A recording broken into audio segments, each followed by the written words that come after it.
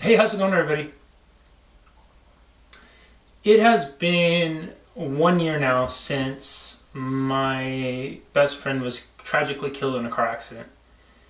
And I wanted to take a few moments to share with you all and reflect with you all kind of how my life's changed since, what I've learned, how I've grown, if I've grown as a person. And I don't know, I don't know really what's going to come out of here.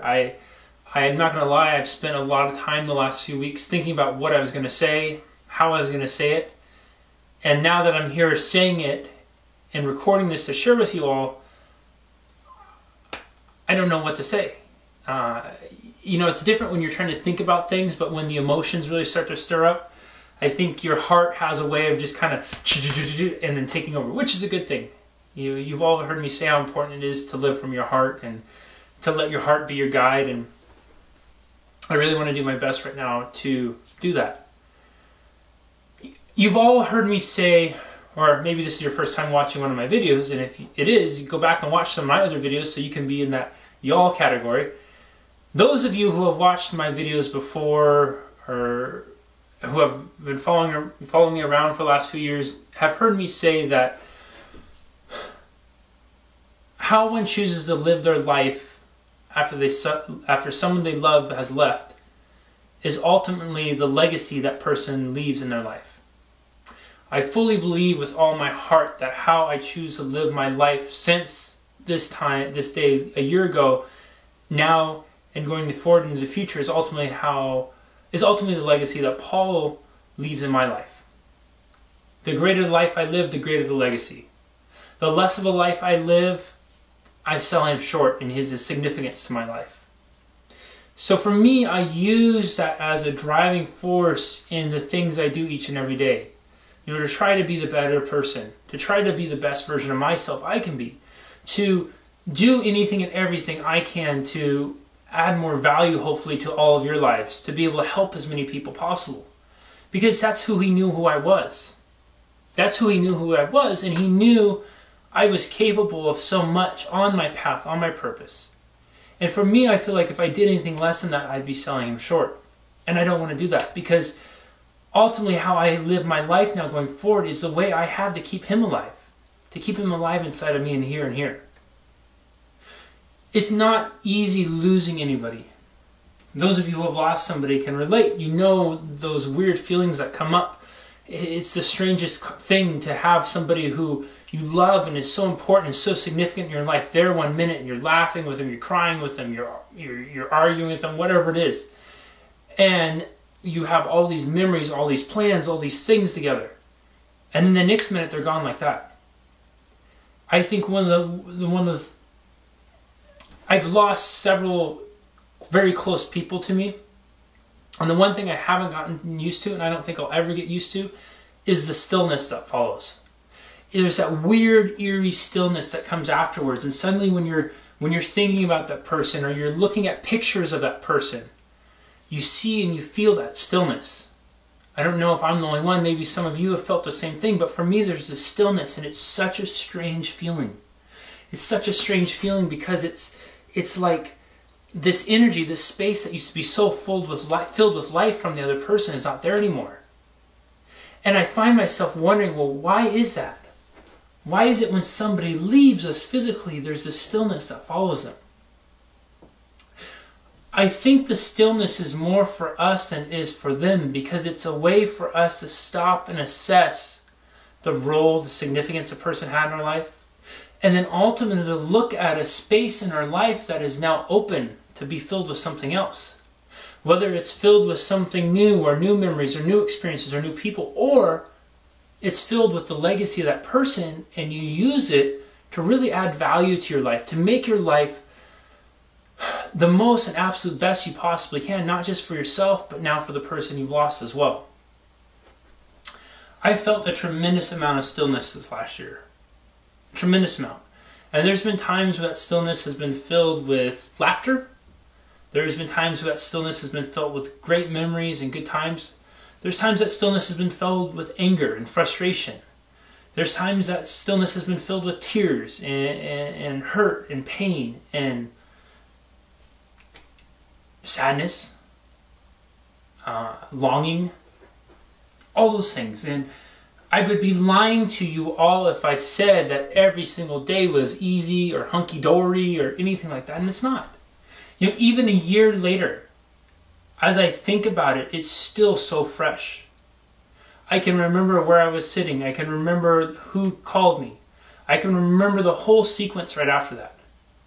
I can remember who was here. I can remember who I talked to. I can remember so much so vividly after that. And it's amazing to me that how sometimes we struggle so much with memories. Sometimes we struggle so much with remembering our own phone number. Yet some of the most tragic events of our life, we can remember them like they were yesterday. These significant events, it's like they leave this blueprint in our life and they brand themselves into us because they're such a powerful, such a significant moment in our life. Once upon a time, I used to think that those memories were a way for us to feel sad, to remind us of pain. I don't feel that anymore. After having gone through several significant losses, I've come to realize that those memories, the reason they're so powerful, the reason that we are gifted with such a powerful impression of them is because they remind us of how powerful and significant a person was for our life. The memories carry such a powerful and emotional charge to them because they remind us of how capable we are of feeling and at what a deep and intense level. You see, the sadness, the anger, the hurt, the frustration, all that emotion, all that energy that comes with loss, that's energy and emotion you're capable of feeling. It doesn't have to always be sadness, hurt, anger, or any of those things. It can be love. It can be excitement. It can be joy. It can be passion. It can be humor. What it shows you is you have a huge emotional depth and emotional capacity that you may not realize. And not only that, that this person now has a legacy in your life to remind you of just exactly how powerful and how deeply you are capable of feeling. Think about that.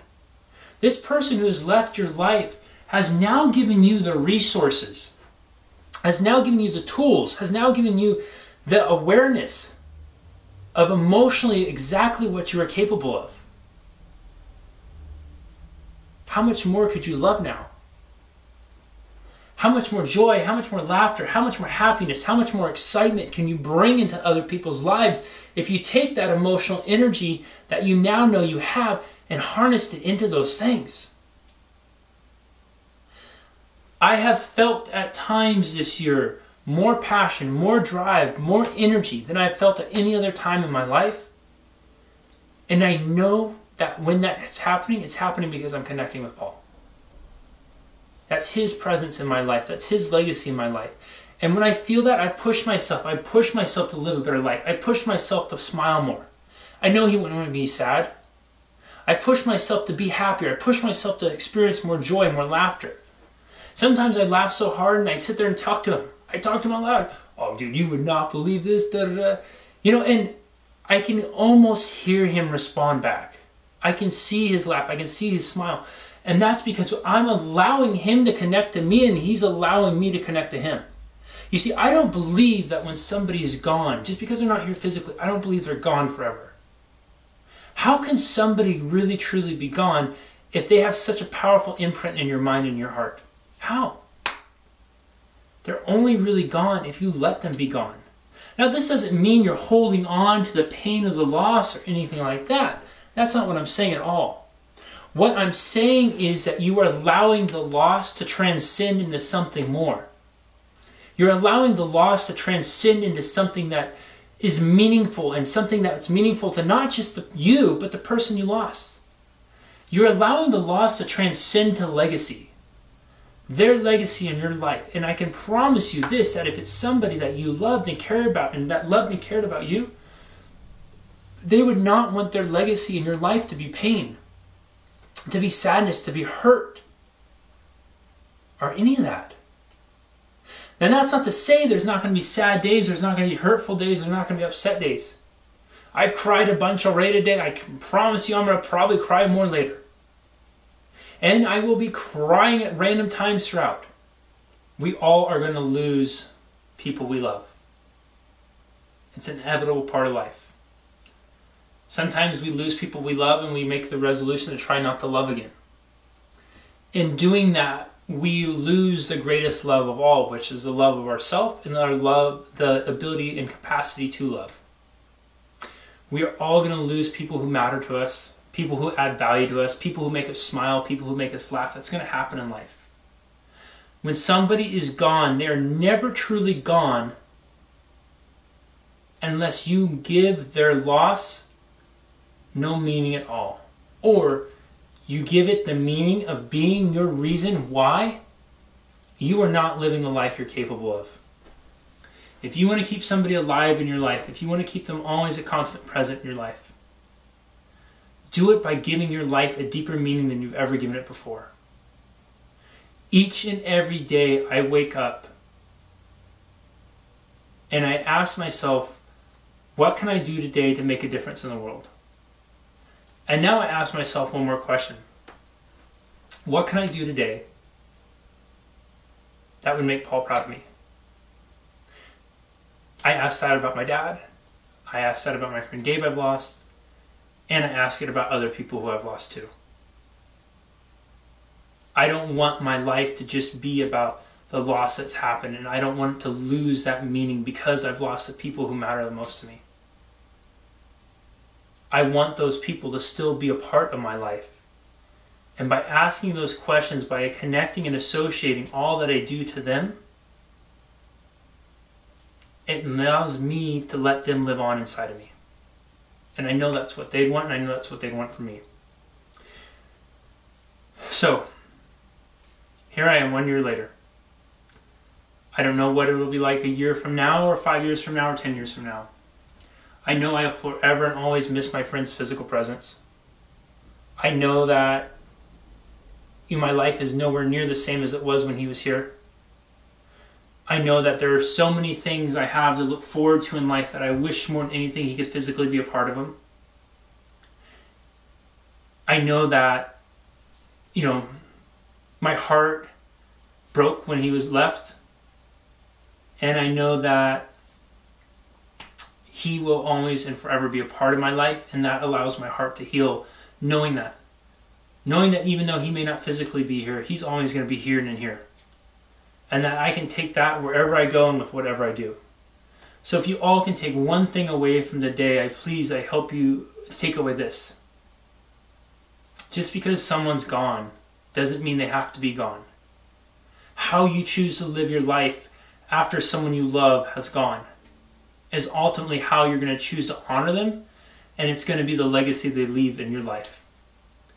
If you love the people you've lost, if you care about them, if they meant something significant to you, make it your purpose, your mission, your goal to live a life so amazing and so great that they would be nothing less than proud of you. Allow their love to fill you up with your own love, your own desire to live your greatest and most amazing life possible. And one last thing. As so many of you know, Reach Out Worldwide was Paul's charity. It was this amazing group that Paul created. I was fortunate enough to be around in the beginning of it, and so I got to see how passionate he was about it, and I got to have all those early conversations about it. One way that all of us can continue to help keep his legacy alive, I got a little stuttered in there, is by donating to Reach Out Worldwide. I will include the link that I used for his birthday thing below. I still have a personal goal to get that to $1 million. Every year I'm going to do that on his birthday. We'll do a sunrise sunset challenge and the big fundraiser for the row.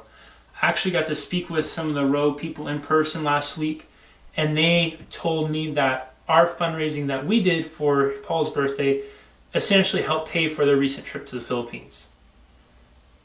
Never underestimate what a small contribution can do to a larger picture. That was possible because there was thousands of you came together and donated just a little bit of money. And that little bit of money, over thousands of people added up, and now so many people from a place that needed help got help because of all of you. So donate to Reach Out Worldwide. There's going to be a link below. There's going to be a link in the video.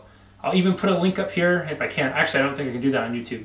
I'll put a link somewhere. There will be links. And you guys, if there's somebody who you care about in your life today, there's somebody you love, there's somebody who's special to you, make it a point to tell them so. Please, please, please, with all my heart, give them a hug, call them up, text message them, tell them how much they matter to you. You never know when the day is going to be your last. My last conversation I had with Paul, I had no idea it would have been my last. I had no idea. Nor did I know it would be that with my dad, or with Gabe, or with other people I lost. You never know. So don't leave this moment you have to chance. You have a chance right now to say something that matters, so say it and make it count. I promise you, you will never regret speaking from the heart. I'll talk to you all soon.